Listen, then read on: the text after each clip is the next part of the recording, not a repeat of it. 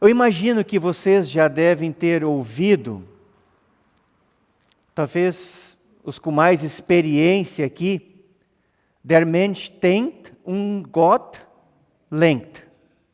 Perdoa o alemão do pastor, né? Mas, em outras palavras, tem um provérbio que diz isso também mais ou menos de forma parecida, e que diz que a pessoa faz os seus planos, mas quem dirige a sua vida é Deus, o Senhor. E é muito interessante que a partir dessa palavra do profeta Jeremias, Deus ele mostra que a sua missão envolve pessoas e quase sempre Deus não nos dá uma tarefa desejada. A missão na qual Deus envolve as pessoas quase sempre é algo que também, de repente, nós não tínhamos pensado, ou não tínhamos planejado, ou de repente achamos que é um desafio muito maior do que nós podemos ser capazes de realizar.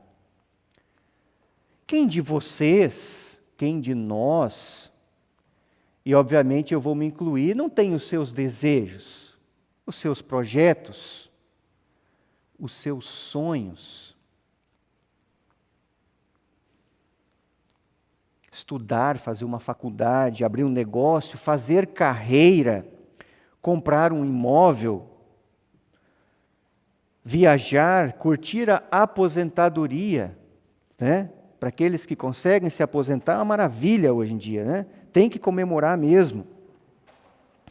Ou seja, nós temos, enquanto sociedade, enquanto pessoas, os nossos desejos. Mas o Senhor tem as suas necessidades. E que na maioria das vezes não se encaixam dentro dos nossos desejos, dentro daquilo que nós almejamos. E talvez mais um ingrediente aqui, se nós olhamos ao longo da história da Bíblia, as pessoas, assim como Jeremias, ou tantas outras, lembro do Antigo Testamento, enfim, Moisés, José, ou no Novo Testamento, os próprios discípulos, quer dizer, as pessoas são chamadas, mas se a gente acompanha o que eles fizeram e para aquilo que eles foram chamadas, eles não foram a partir do seu trabalho depois morar no edifício de alto padrão, como a gente sempre vê hoje no mercado imobiliário. Ou não ganharam com isso um carro novo na sua garagem. Não ganharam milhões de seguidores no seu Instagram.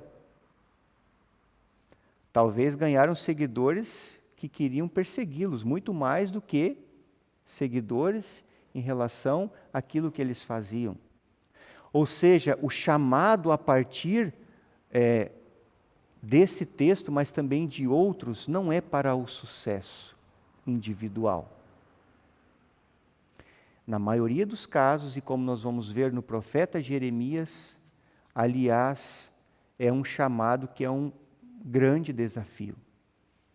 Inclusive, desafio de correr risco de vida. Essa vontade de Deus se manifesta ao ser humano e ela pode ser chamada de vocação.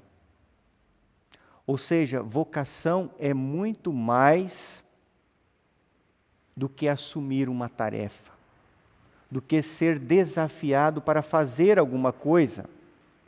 Por isso que, quando nós entendemos a nossa profissão, por exemplo, seja advogado, seja se eu tenho um negócio, ou tantas outras profissões, quando nós entendemos que nós somos vocacionados, nós entendemos que a partir daquilo que nós fazemos, nós queremos ser justos, melhorar a nossa vida, obviamente, mas também a vida dos outros. Então é muito mais do que executar uma tarefa, mas é fazer uma tarefa a partir do desejo do serviço, de servir no mundo. Jeremias, naturalmente, tem seus desejos, e ele tem os desejos de um adolescente da época. Ele tem os desejos de um adolescente da época, que é a idade que ele tem quando ele foi chamado. E, obviamente, que a necessidade dele era muito diferente com as necessidades e desejos daquilo que Deus tinha preparado para ele. Aliás, muito interessante ver quais são as necessidades dos adolescentes, né, Jaque? A necessidade oportuna de um adolescente é fazer educação física, estudar sem passar, ou passar sem estudar, e no intervalo ir na cantina da Jaque comprar um bom lanche. Essa, quando você pergunta para eles, é a necessidade imediata. Né? Vou ser sincero, nós já fomos adolescentes. Né? Mas a necessidade, quer dizer, aquilo que... Bom, eu vejo aqui o Willi que trabalha com jovens, né? Pode me dizer se é muito diferente ou não. Obviamente que tem outras necessidades, outras perspectivas, e com a maturidade, as necessidades, as perspectivas vão mudando. Mas quer dizer, Jeremias era um cara que estava lá de repente estudando, esperando bater o sinal para ir na cantina. Né? É isso aí. E aí Deus dá uma tarefa para ele. Né? E ele não teve como dizer não. Ele não teve como, na época que eu estava na escola, quando a gente queria desafiar, a gente dizia assim, meu cara, tu não vai amarelar, né? Tu não vai amarelar. Né? E a pessoa se desafiava. Ele não tinha como não assumir essa tarefa. Por quê? No nosso texto, o que está escrito lá? O texto diz que Deus o chamou antes mesmo dele ser concebido no ventre da sua mãe.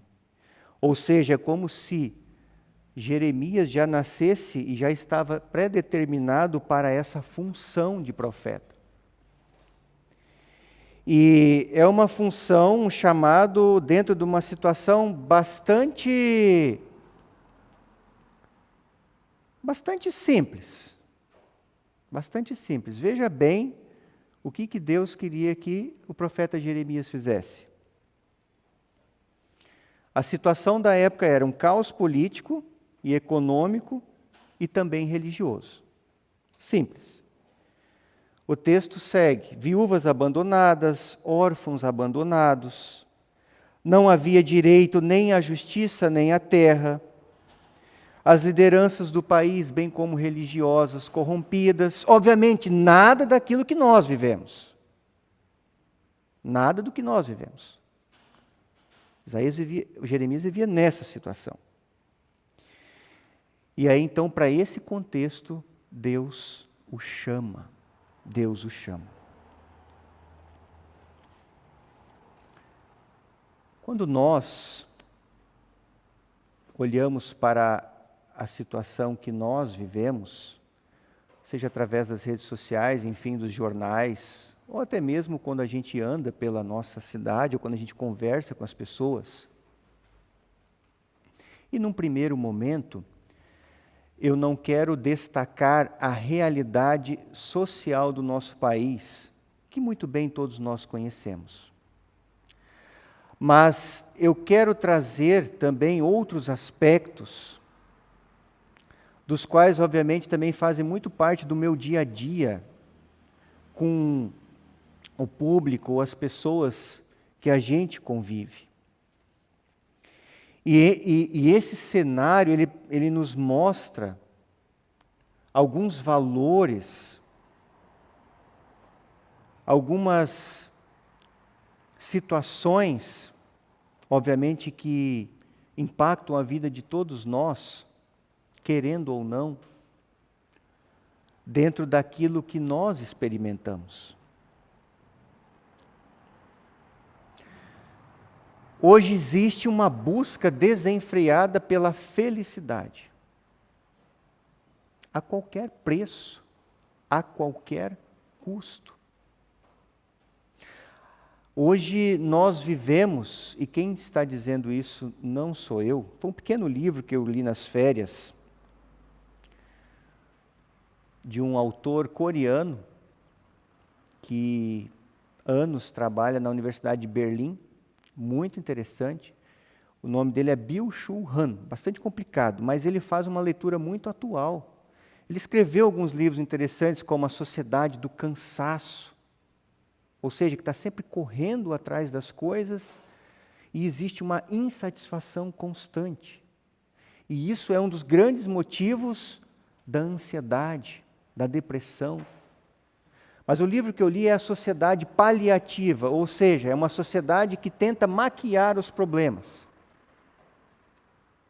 É uma sociedade que tenta arrumar medidas que não resolvem as suas situações, mas que vão empurrando para debaixo do tapete. É mais ou menos como estoura uma mangueira, né? A gente vai lá, em vez de trocar, a gente passa uma fita, né? Uma fita isolante, né? A gente vai remendando, né? Remenda aqui, de repente estoura tudo, né?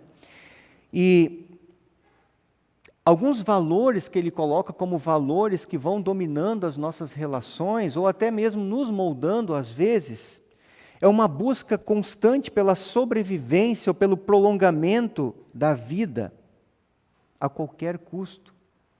Quer dizer, a busca pela sobrevivência como um valor global, um valor supremo. Um valor que as pessoas perdem a noção de viver uma vida digna, ou ele usa o termo, uma boa vida, em detrimento do prolongamento da vida. Não o prolongamento agora só em relação aos anos de vida, mas que esse é o foco, a gente faz tudo para isso. A gente se alimenta de apps, de fast foods eletrônicos, como ele diz, dentro de um contexto de apps fitness ou assim por diante, onde em primeiro lugar a preocupação não está com a saúde, com a qualidade de vida, mas com a estética, com a beleza, com aquilo que eu apresento, quer dizer, com a felicidade que eu apresento para os outros, não realmente aquilo que eu vivo. Aliás, ele usa um termo que é interessante. Ele usa o termo que hoje tudo precisa ser instagramável. Talvez para alguns é novidade esse termo, né? Nós temos o Facebook, temos o WhatsApp, temos o Instagram, né? E que lá as pessoas postam uma vida que nem sempre, ou na maioria das vezes, não é aquilo que condiz com a realidade, porque obviamente a gente tem que apresentar, né? E aí ele diz então que tudo é instagramável, quer dizer, a nossa vida também precisa ser instagramável. Nós precisamos estar livres de ângulos imperfeitos, de cantos, de conflitos, de contradições que poderiam provocar dor. Quer dizer, os algoritmos, eles vão nos aproximando de grupos e de pessoas que pensam igualzinho a gente. E se alguém de repente dá um like negativo, posta algo que eu não concordo, ou que pensa diferente, eu já vou lá e deleto, exclui. Aliás, as redes sociais permitem isso. Mas com isso nós vamos nos movimentando para dentro, ele usa bolhas, para dentro de bolhas, onde todo mundo pensa igualzinho. E outro risco que ele diz também é que nós começamos também a julgar as pessoas e limitar as pessoas a partir daquilo que elas colocam nas redes sociais. E aí, de repente, quando a gente encontra a pessoa fisicamente, a gente até desvia dela. Porque o que importa mais é o que a pessoa posta do que a pessoa verdadeiramente é. Quer dizer, aqui tem uma inversão. E é interessante. Alguém de vocês aqui pode me dizer após ao culto. São coagidos, são forçados a postar situações na internet? Com os alunos eu converso, eles dizem, não, pastor, eu posto porque eu quero. E aí ele apresenta algo muito interessante que diz que cada vez mais nós vamos entregando a nossa vida, nós vamos colocando situações e abrindo situações das mais íntimas para o mundo, não porque nós somos obrigados, porque graças a Deus nós vivemos numa sociedade onde nós temos liberdade de ir e vir. Mas as pessoas postam por uma carência afetiva e não por coação. Aliás, eu vejo que hoje os CEOs de empresa eles estão dizendo o seguinte, olha, nós contratamos pelo currículo, mas demitimos pelo comportamento. Quer dizer, hoje o postar também tem um impacto muito grande em relação às profissões, aquilo que as pessoas fazem. Né? Posicionar-se é um risco também. Ou de repente não saber se posicionar. Então esse é um pouco do cenário que nós vivemos. Talvez ainda mais um ingrediente que a gente escuta falar bastante, e particularmente, eu penso que é bastante angustiante esse termo. Hoje existe uma máxima que diz assim, que dê as boas-vindas para toda e qualquer mudança, por mais angustiante, por mais sofrido que isso seja, nós precisamos estar apostos, prontos para a mudança. Existe uma, não é psicologia positiva, mas eu diria assim que existe uma psicologização exacerbada, exagerada do positivismo. Quem de vocês já não teve que mudar do dia para a noite? Não de repente mudar de casa, mas de situação de vida. Sabe que existe muito sofrimento, muita angústia, muita ansiedade. É claro que se nós lemos autores que falam do comportamento humano, e nós temos bons livros dentro da nossa igreja. Por exemplo, eu me lembro de Viktor Frankl, que viveu a experiência do campo de concentração. Ele diz que quem tem por que viver, aguenta quase todo viver. E ele está interpretando Nietzsche. Quem tem por que viver, aguenta quase todo como viver. Quer dizer, quando nós temos sentido na vida, quando nós vemos sentido naquilo que nós fazemos, nós aguentamos quase tudo. Aliás, quero dizer para gerações mais do passado, a turma tinha casca, desbravando essas colônias, construindo, enfim, empresas, abrindo seus negócios. Hoje quer dizer também, tu chama alguém, tu dá um desafio, mas será que eu aguento? Será que não vou? Será que não, né? Mas eu quero falar que crises, sim, elas têm muitas oportunidades de avançarmos enquanto sociedade. A gente vê aí o home office, e ele tem sido colocado agora como uma categoria que vai resolver todos os problemas de falta de emprego no país ou no mundo. Mas conversa com quem teve que mudar assim uma empresa de uma hora para outra, enfrentar essa instabilidade do mercado. É gerador de doença, de depressão. Quer dizer, crises produzem oportunidades, mas também muito sofrimento. Então, esse é um pouco dos nossos medos, das nossas incertezas. E para terminar esse contexto, quer dizer, hoje, nessa psicologização positiva, a culpa nunca é do outro, a culpa nunca é da sociedade, a culpa nunca é do empresário que de repente numa crise teve que demitir uma boa parte dos seus funcionários, senão ele teria que fechar.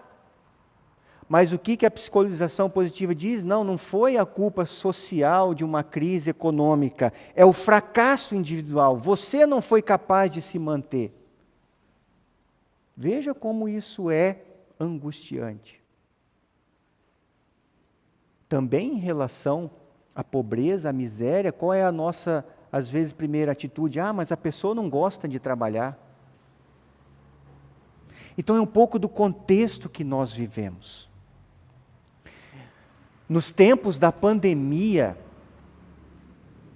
aliás, que novamente está bastante preocupante a situação, em tempos da pandemia a dor dos outros fica ainda mais distante. Quer dizer, a vida, as histórias das pessoas se dissolvem em números de casos, e as pessoas morrem sozinhas, frias, numa UTI. E eu vou encaminhando para o final.